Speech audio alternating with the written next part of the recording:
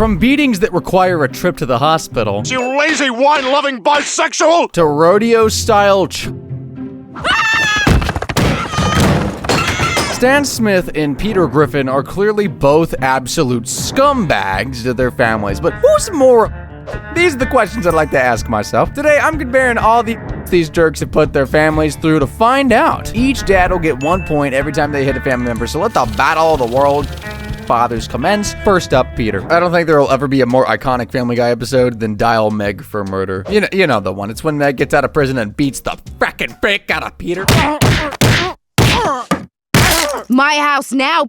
You'd think a beating like that would have taught Peter a lesson about his kids, but not even 24 hours passed by, and he's back to literally punching babies in the face. Fatso, punch your baby in the face.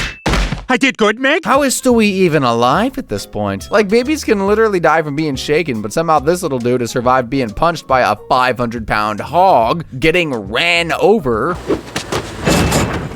Oh my God, Stewie! being whacked with a tennis racket. Ow! You can beat me, but I am who I am! And remember that time Peter threw Brian and him out the frackin' window?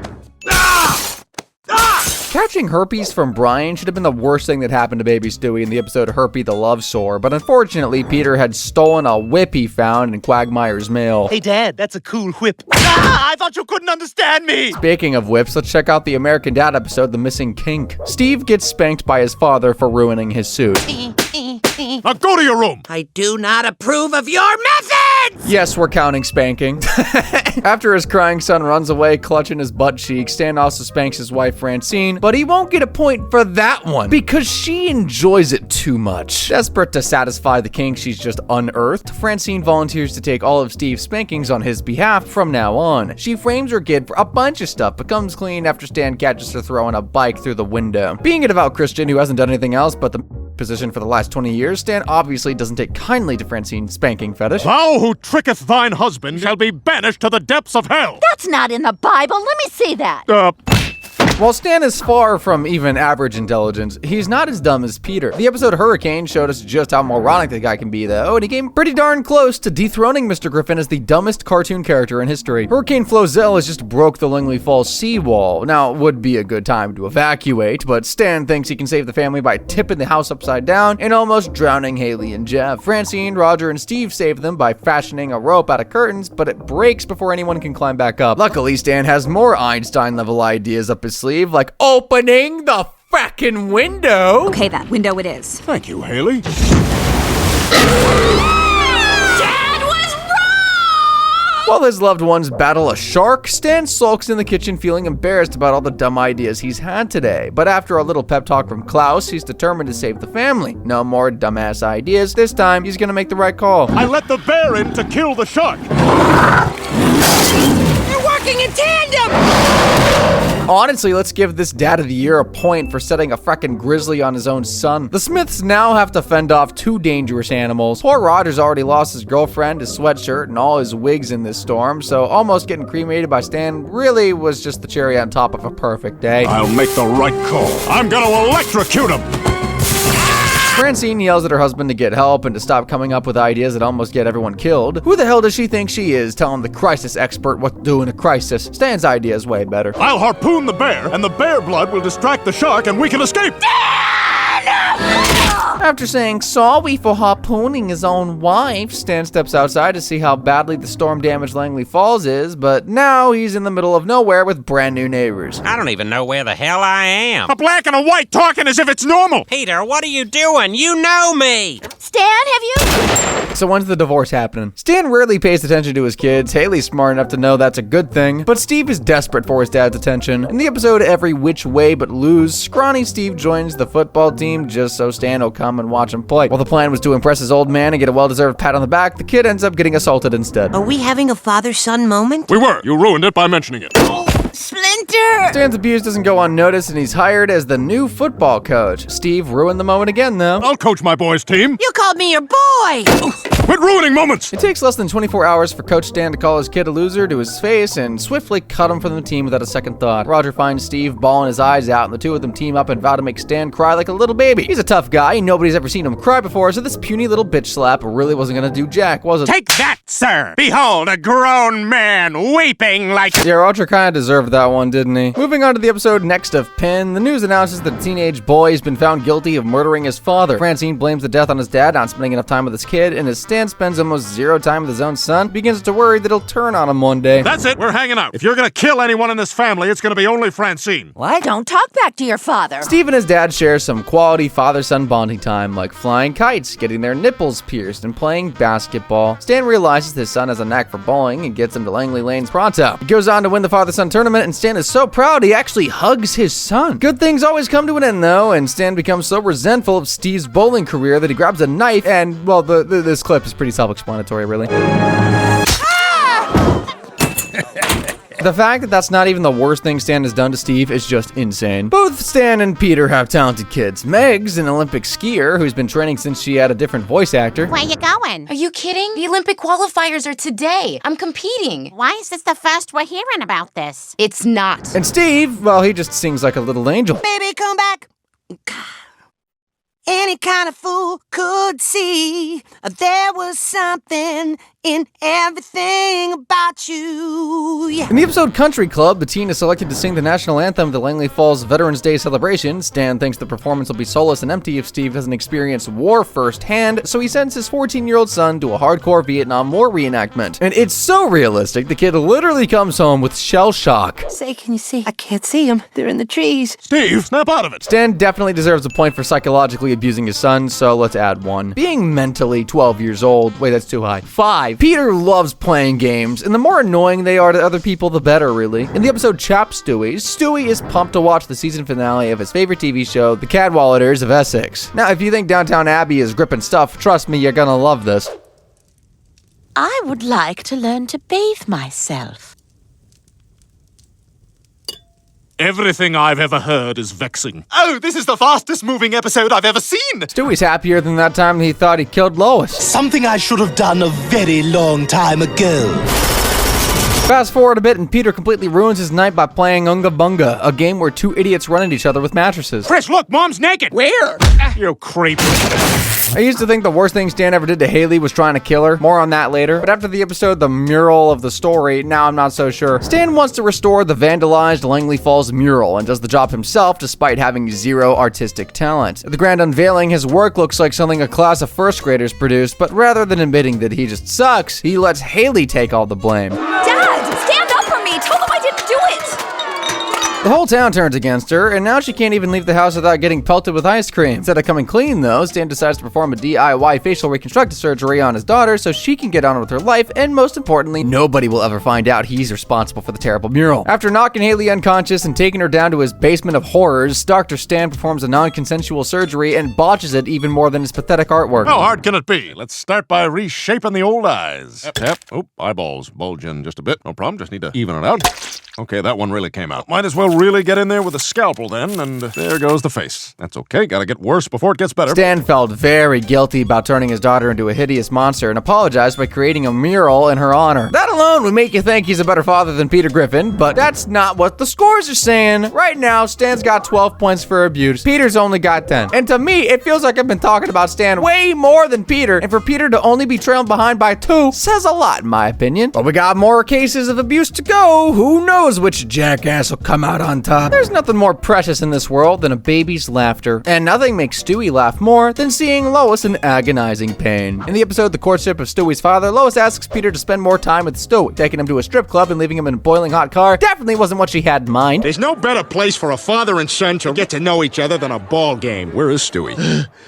Is that a baby in there? Oh my god! He's gonna miss the game! Neither was knocking her out with groceries. You want some beans with it, right? Ow! Peter, what's wrong with you? Wait, Lois, don't. Attacking her with a hose. Or drowning her in a lake. At this point, I'm convinced Lois has like 9 lives or something. Apart from that time, Chris got sucked into an 80s music video. Chris, would you run and get some milk? And be sure to take it from the back.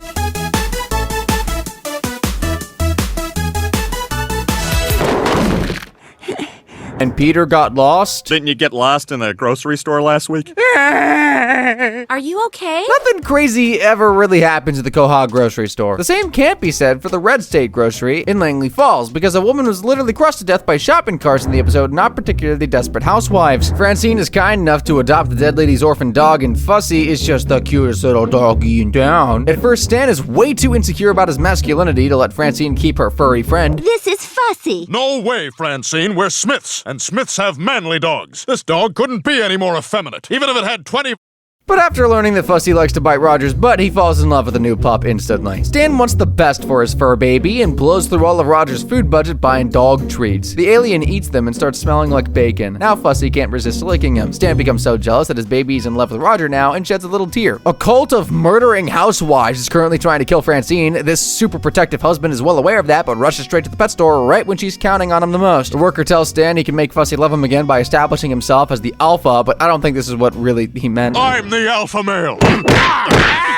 Love me! Fussy ran away after that to live with a homeless man, and that must be why Stan hates those guys' guts so much. Brian will happily help himself to all of Lois's white wine, but he's super possessive about his own stuff. In the episode Brian the Closer, Peter wants to play with Brian's old rope toy, but he can go to hell. Instead of going to his job, Peter spends days trying to get this useless bit of rope, and the obsession becomes so unhealthy, he transforms into Gollum. One day, he tries to steal the rope by tying it to his car, but Brian won't let go, even if it means losing all of his teeth. All right, I warned you.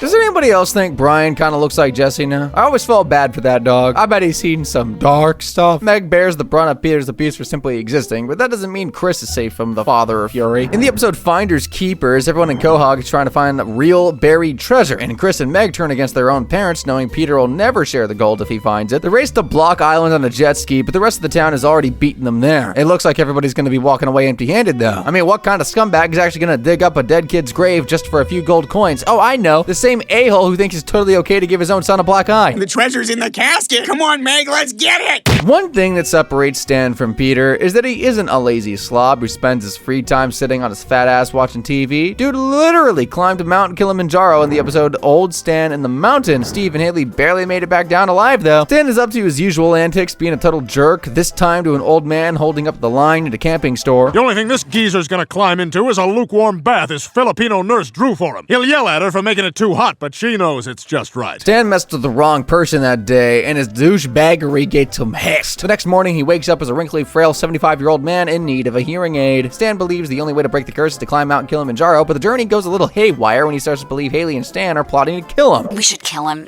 Put him out of his misery. Oh my God, they took me out here to kill me. Well, guess what, kids? I'm gonna kill you before you kill me. That night, Stan tries to stab Steve in his sleep, but falls asleep. The next morning, he tries to set both his kids on fire, but falls asleep again. After another good nap, Stan is finally ready to do some serious Smith slaughtering. Thank you for helping an old man. Now this! What are you doing? Killing you before you kill me! Steve and Haley should really have been able to get away from a 75-year-old geriatric by walking at a reasonable pace, but their dad is apparently the Usain Bolt of senior citizens and chases them all the way to the top of Kilimanjaro. Haley falls down the mountain, and honestly, her fate seems a whole lot less painful than what happens to Steve. I'm almost at the top! Reaching the top doesn't make Stan young again, but the hex finally gets broken when he learns to have empathy for old people. I guess he still needs to work on being a massive racist, though. All right, Dad, think. What was the last interaction you had with a black person? It was at the T-Mobile store, and it was not positive. Apart from that watermelon costume he wore to the office, I just wanted to tell you, that's a great outfit. Keep it up. things don't usually turn out well for Peter Griffin. However, in the episode Peter's Lost Youth, he was lucky enough to win a vacation for 2 to Fenway Park. The winner gets to hang out and practice with retired Red Sox players. Peter takes Lois assuming she's bad at baseball and will make him look better by comparison, but she's apparently a natural and he sucks so much he can't even keep his pants up. Griffin, you're up. It's always the fat one. Peter becomes bitterly jealous of the attention Lois is getting from players he admires. Now he's determined to break her spirit for baseball and also her bones. Yeah! Peter beating up Chris's bully for him was illegal, but kind of thoughtful, I guess. You're a poop nose. Stan Stan's gonna have to punch himself in the face if he wants to beat up Steve's bully, though. He was always picking on his son for being a total wimp, but in the episode Bully for Steve, he went way too far. After witnessing his boy holding a crossing guard's hand and having a mental breakdown because someone took the last slice of pizza, relatable, Stan decides it's time for a bully to toughen him up. Out here, I'm not your dad. And as soon as anything gets difficult, you give up. You're a wimp, and you need a bully to toughen you up. Yes, please. I would love some. Steve didn't become any less of a wimp, but Stan got taught a serious lesson about bullying when his own childhood bully Stelio Contos showed up and kicked his ass. I'm more surprised that he wasn't arrested, though. Pretending to be a kid and trespassing on school premises is literally something Mr. Herbert gets up to in his free time. For our grand finale, we're taking a trip down memory lane and revisiting all the insane abuse Peter has committed against the one person he clearly loves the most on this earth, his daughter Meg. Breaking out Is Hard to Do is the first episode where we see Peter physically assaulting his daughter on screen. I wonder where we're going. Calm down. I'll tell you what we're gonna do. That's nothing compared to the Father, the Son, and the Holy Fonz, though. In this episode, Peter takes steroids and knocks Meg's lights out for simply existing. Ah, damn it, Meg! In the Griffin family history, burglars break into the house, but Meg should have been more afraid of her dad's baseball bat. There are men breaking into our house. Dad, is somebody downstairs? As if she hasn't already been put through enough at this point, the entire family then spits on her just so she can slide through the air vent and risk her life making Peter a frackin' sandwich. Everybody spit on Meg! Stop! You got Peter isn't all bad, though. I mean, the episode Road to Rupert shows him helping his insecure daughter feel super hot. Hey, Meg, don't be such a hothead. What? In The Tan Aquatic with Steve Zissou, Peter unleashes a deadly fart attack that smells so bad, Meg literally collapses on the floor in a pool of her own vomit. Coming to get you! Oh, in the kitchen, Meg! In Peter's Daughter, the house floods and Peter forces Meg to swim underwater and rescue his beer. Peter, Meg's been in there a long time. While Meg fights for her life in the hospital, Peter feels kinda bad and has some flashbacks of times he treated his daughter like total garbage. Hi, Dad. In Tales of a Third Grade Nothing, Peter wins a spelling bee, then celebrates by pressing his daughter's face against his butt and ripping ass. And you're a fart smeller, Meg. Not All Dogs Go to Heaven reveals that the dad of the year was too lazy to vaccinate his daughter when she was a baby. Meg gets mumps and Peter tries to make her feel better with some homemade soup. The special ingredient is love. Your mother made soup for you. Here you go, honey. In We Love You, Conrad, Peter makes it pretty damn clear he won't be attending Meg's wedding if she ever does manage to find a desperate blind guy to marry. You can give me away when I get married, Dad. And the rest of the abuse is just Peter farting in Meg's face again. Mom, have you seen my Trapper Keeper? I want you to have this sad-sounding fart. Well, the scores are in, guys. Stan Smith has earned 19 points for abusing his family, but Peter Griffin has racked up 31 in total. That officially makes him the world's father, husband, and dog owner. Some of the abuse you saw in this video was horrific, but if you're thirsty for even more evil, click the screen and find out what this character has gotten up to.